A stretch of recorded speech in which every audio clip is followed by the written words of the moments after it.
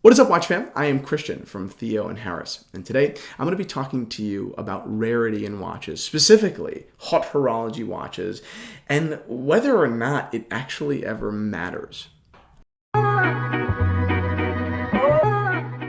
Today I'm wearing an Audemars Piguet, reference 14790, with a polar, just mint white, pure white dial. Wonderful watch, great condition, one of the most undervalued references in the hot horology world, for sure. So today's conversation is about Audemars Piguet in part. It's about all watch brands, but specifically those upper echelon, Patek Philippe, Audemars Piguet, Vacheron Constantin, and some others, even go around the margin with F.P. Journe and everybody, basically. And the focus is rarity. Now, the conversation I suppose should begin here. There are multiple variables, but really three main variables that predict whether or not a watch will ultimately be of investment quality. Those three variables are brand/model, condition, and rarity. Brand model is self-explanatory. Of course, Patek Philippe will always be more desirable and more sought after than Hamilton.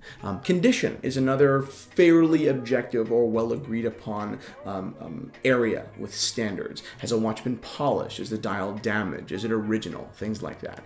But now this third tier here, rarity, has been a conversation that's come to my desk a couple of times in the last couple of months.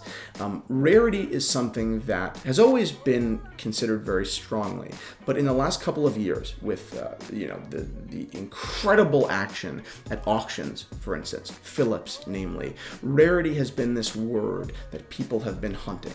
Rare. Can I buy something rare? Can I buy a unique piece? Can I buy a one-off? Only known to be 3 in the world. Only known to be 7 in the world. Rolex Paul Newman Daytonas have been billed as rare watches for years, and the truth is, if you're in this business, you know empirically that the Rolex Daytona Paul Newman is not a rare watch. How often a watch is seen on the market is not necessarily related to how rare it is, right? Watches are hoarded. There are so many things that are manipulated by the market, but ultimately the question here is all of these variables, these three variables, end up with a number or some sort of an analysis of desirability, right? So a rare watch doesn't necessarily mean it's desirable. A watch in wonderful condition doesn't necessarily mean it's desirable. A Patek Philippe isn't necessarily desirable. There are many references, many varying conditions, and many varying rarities that can produce watches that are collectible or uncollectible. It's when these three work together that something magic happens. So let me give you an instance. A couple of weeks ago, just last week, I was emailed by a client. He loves Vacheron Constantin, and he just offered an overseas limited edition. The watch was limited to 38 pieces. And as an owner of an overseas already, he asked me, do you think that this is a good buy? Of course, it's redundant in my collection. I happen to think it's handsome, but, Vacheron Constantin, Holy Trinity brand, limited to 38 pieces, I'd be an idiot not to at least consider the possibility that it is a good investment. And my answer was simple. Yes. A limited edition run of 38 pieces is extremely rare. You'll never see Rolex do it. You'll rarely see Patek do it, if ever. This is an odd circumstance by a hot horology brand. But is this the only limited edition run they're doing? Right?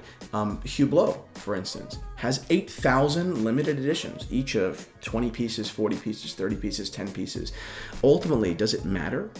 The idea of buying a limited edition Vacheron or Patek is not just that, there are only 38 of this particular model with this particular reference.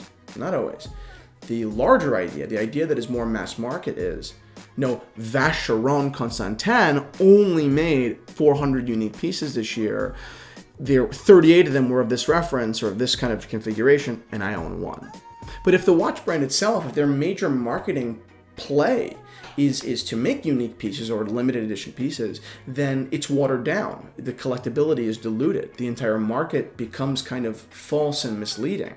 So Vacheron Constantin is doing 30 unique pieces for New York, and 30 New York pieces for Japan, and 30 unique pieces for Qatar, and 30 unique pieces for Brazil. No one cares anymore. And that is the problem.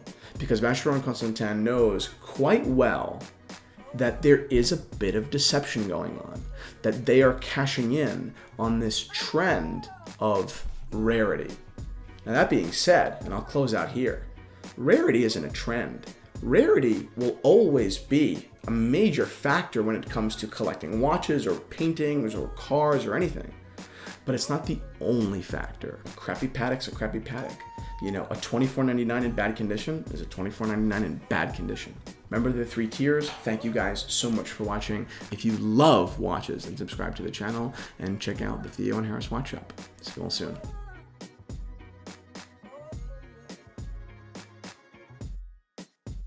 This watch, but it's I not a sport watch. so much money, So much. 42,000 used. Then you have this, similar in the classic sense, ivory dial. It is a new nickname for you, Rot Brain. Okay, you're squished.